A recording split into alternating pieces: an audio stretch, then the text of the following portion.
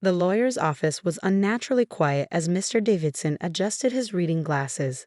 My sister Evelyn sat perfectly poised in her designer suit, barely containing her smile. She'd already been told what was coming. They all had. I was just here as a formality. Let's proceed with the reading of James and Margaret Harrison's final will and testament, Mr. Davidson began, his voice echoing in the wood-paneled room. I gripped the arms of my chair, trying to keep my face neutral. The past month since my parents' accident had been a blur of funeral arrangements and family tensions, with Evelyn taking charge as always. The perfect daughter, the successful one, the one who followed the path our parents had laid out. To our eldest daughter, Evelyn Harrison, Mr. Davidson read, "We leave our primary residence at 1420 Oak Grove Lane, valued at $4.2 million, along with all contents and surrounding property." Evelyn's smile widened. The mansion had been her childhood dream, with its sprawling gardens and marble fountains. Additionally, all stocks, bonds, and liquid assets, totaling approximately $8.5 million, will transfer to Evelyn's control. I closed my eyes briefly. It wasn't unexpected. Evelyn had been handling our parents' investments for years through her financial firm. But it still stung. To our younger daughter, Catherine Harrison, Mr. Davidson continued, his tone softening slightly. "We leave storage unit 247 at Riverside Storage Facility, along with all its contents." Evelyn actually laughed out loud. "A storage unit? Oh, that's perfect. I remembered that unit. Dad had rented it 20 years ago, right after Grandpa died. He'd spent weeks moving things there, but whenever anyone asked what was inside, he'd just smile and say old memories." Additionally, Mr. Davidson added, "There is a letter for Catherine." He handed me a thick cream envelope. My father's distinctive handwriting spelled out my name, but something about it seemed off, like his hand had been shaking when he wrote it. "Is that everything?" Evelyn asked, already reaching for her phone. "I need to call the estate agent about getting the house cleaned out." Mr. Davidson nodded. "The reading is concluded. Catherine, if you'll stay a moment to sign some papers regarding the storage unit." But I was already opening the letter, my hands trembling slightly. "My dearest Catherine, if you're reading this, then everything has gone according to plan." Yes, plan. What's happening today isn't an accident or an oversight. It's the culmination of 20 years of preparation. The storage unit isn't just a collection of old furniture and forgotten boxes. It's your grandfather's legacy, and now it's yours. But before you go there, you need to understand something. Your grandfather didn't die of a heart attack like everyone believes. He was murdered. The truth about his death, about his work, about everything, it's all in that unit. But you can't trust anyone with this information. Not your sister, not my old friends, not even a family lawyer. Too many people wanted what your grandfather discovered, and they're still looking for it today. Go to the unit tonight, alone. Use the key in this envelope, not the one they'll give you at the facility. And remember what I taught you about looking deeper than the surface. I'm sorry for all the years of seeming favoritism, for letting your sister think she was getting everything. It was the only way to keep you safe, to keep them from suspecting. Be careful, be smart, and most importantly, be worthy of your grandfather's trust. All my love, Dad. My hands shook as I folded the letter. A small key had fallen out, old, brass, nothing like the modern keys used at storage facilities. "Catherine?" Mr. Davidson's voice snapped me back to reality. "The papers?" I signed where he indicated, barely registering the documents. My mind was racing with questions. Murder? A secret legacy? What had my grandfather really been involved in? "Enjoy your junk," Evelyn called as she sashayed out. "I'm thinking of renovating the east wing of the house. You know, where your old room was? Maybe a home spa." I barely heard her. The key felt heavy in my pocket, like it was pulling me toward whatever secrets it would unlock. That evening, I drove to Riverside Storage as the sun was setting. The facility was quiet, most of the daily staff gone. My official key card opened the main gate, but I didn't head to Unit 247 right away. Instead, I drove around the perimeter, checking for other cars, watching for any sign I was being followed.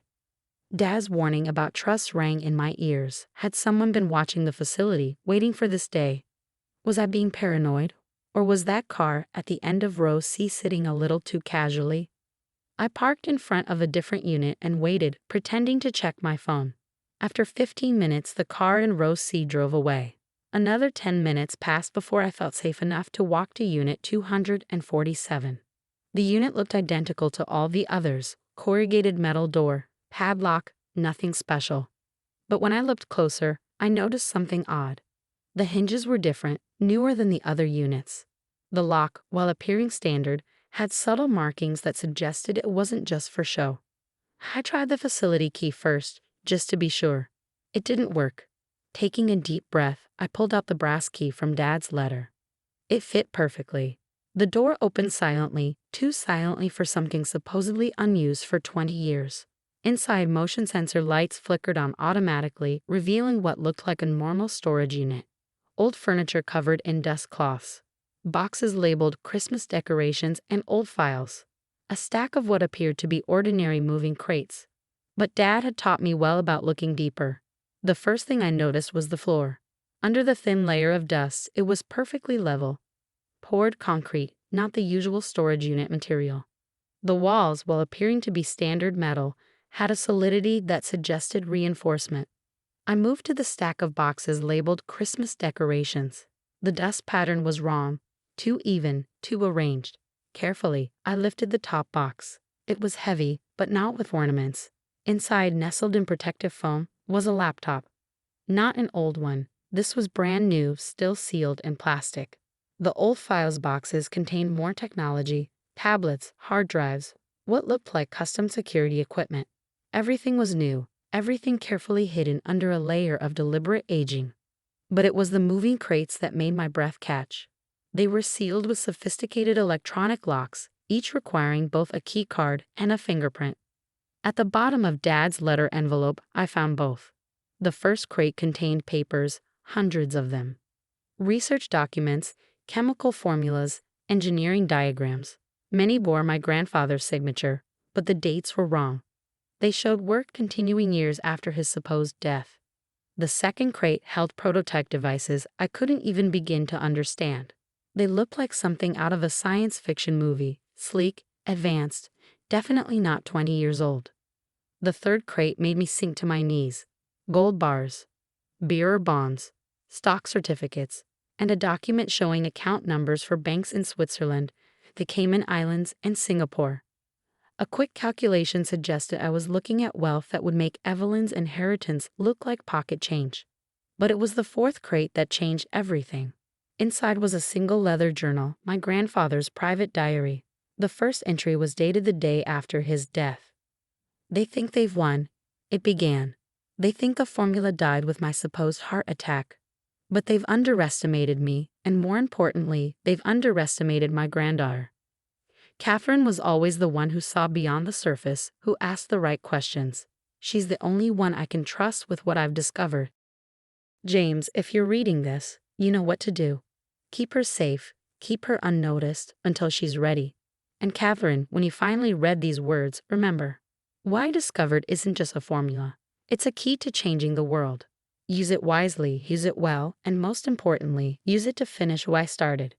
I sat there for hours, reading through documents, connecting pieces of a puzzle I hadn't even known existed.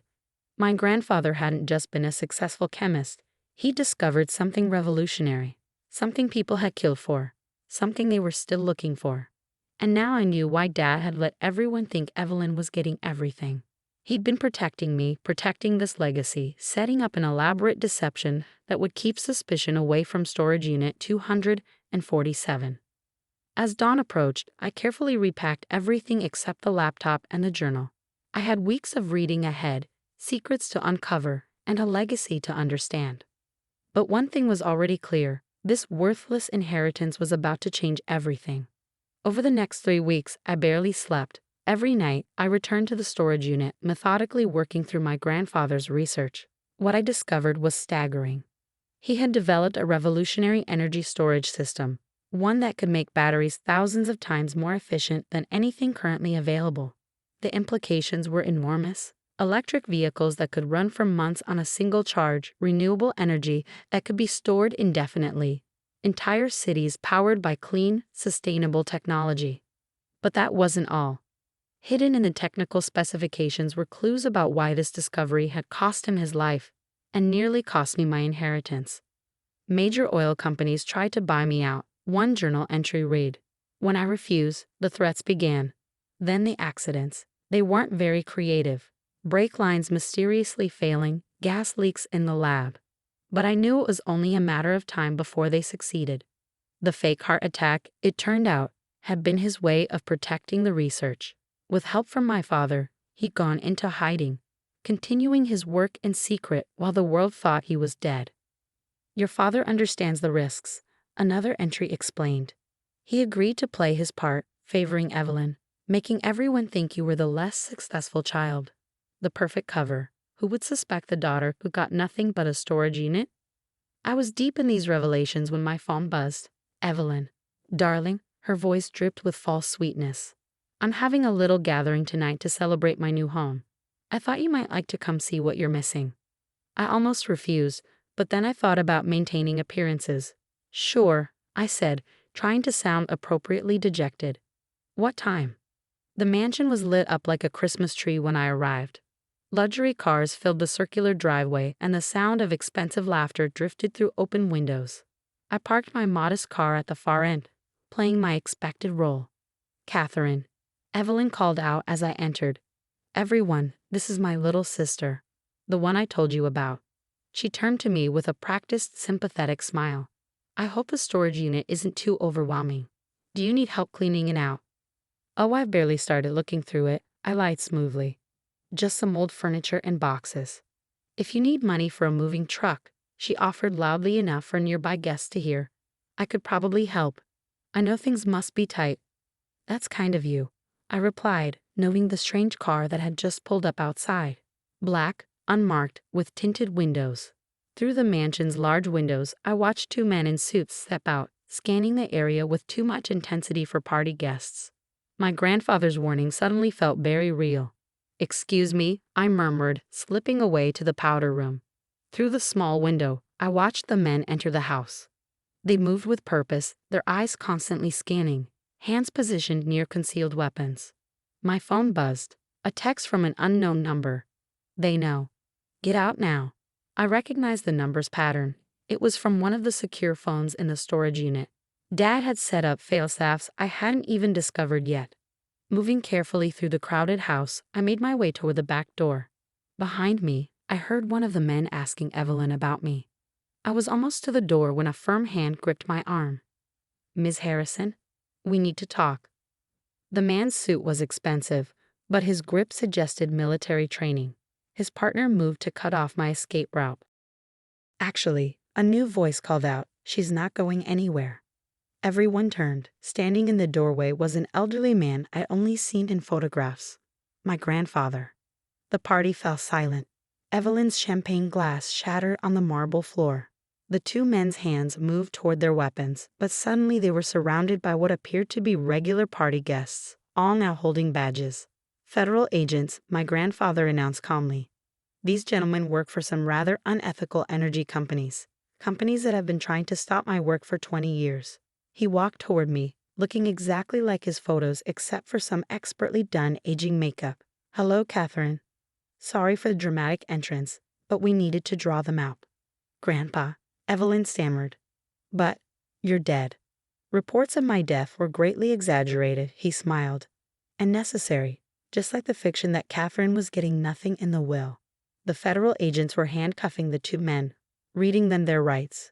More agents appeared, securing the house. I don't understand, Evelyn said, looking between us. What's happening? Grandfather placed a hand on my shoulder. Your sister has inherited something far more valuable than this house. She's inherited the future. Over the next hour, as the party guests were questioned and released, my grandfather explained everything. The energy storage system was now patent pending, with Catherine Industries, my new company, as the sole owner.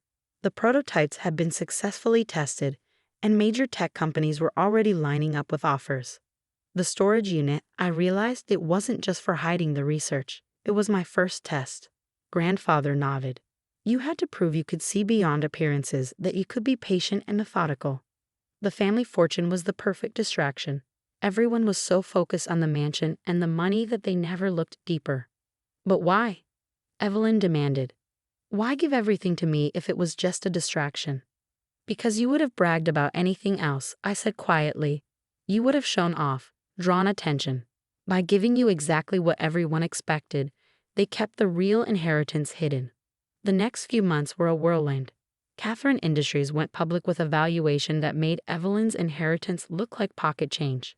The energy storage technology was licensed to major manufacturers, with strict controls to prevent monopolization. Evelyn, to her credit, eventually came to terms with everything. She even offered to help with the company's financial management, though this time, she had to interview for the position like everyone else. Dad's letter had been right about not trusting anyone initially, but he'd also taught me about forgiveness. Once the danger had passed, once the people who had threatened my grandfather were behind bars, there was room for family reconciliation. The storage unit remained exactly as it was, a reminder that appearances can be deceiving. I kept the Christmas decorations, boxes, and dusty furniture in place, adding new security systems behind the shabby exterior. 1 year later, I stood in my grandfather's old office, now mine, looking out over the city. The first commercial products using our energy storage technology were hitting the market. Electric cars could now run for months without recharging. Solar power plants could store energy through entire seasons. My phone buzzed. Evelyn, turn on the news. They're calling you the next Edison. I smiled, watching the sun set over buildings that would soon be powered by my grandfather's discovery. The mansion she'd inherited now seemed like such a small thing compared to this legacy. A knock at my door interrupted my thoughts. My grandfather entered, looking much more like himself now that he no longer needed to hide. Your father would be proud, he said softly. He always knew you were the right choice. I picked up the old brass key from my desk, the one that had opened not just a storage unit, but a new future. I still can't believe the elaborate plan you two created. Sometimes the best way to protect something valuable is to hide it in plain sight, he replied. Just like that storage unit. Ordinary on the outside, extraordinary within. I thought about all the people who had laughed at my worthless inheritance. The relatives who had pitied me, the sister who had gloated, the party guests who had whispered behind their hands. None of them had understood that true value isn't always obvious. Sometimes it's hidden behind rusty doors and dusty boxes. Sometimes it takes patience and wisdom to recognize it. And sometimes the greatest inheritance isn't what you can see. It's what you can discover if you just look a little deeper. Now when people ask about my success, I just smile and say I got my start with a small storage unit. Let them think what they want. After all, the best secrets are often hidden in the most ordinary places. And as for Evelyn's mansion, she finally sold it last month, to me. Not because I needed it, but because sometimes the best revenge is simply showing that what they thought was everything was really nothing compared to what you've built.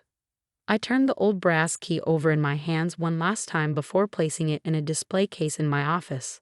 Next to it, I put the original letter from my father and my grandfather's journal. A reminder that inheritance isn't always about money or property. Sometimes it's about trust, vision, and the courage to look beyond the surface. The evening sun caught the brass key, making it shine like gold. Just like that storage unit, it was never about what people could see. It was about what lay hidden inside, waiting for the right person to discover its true value.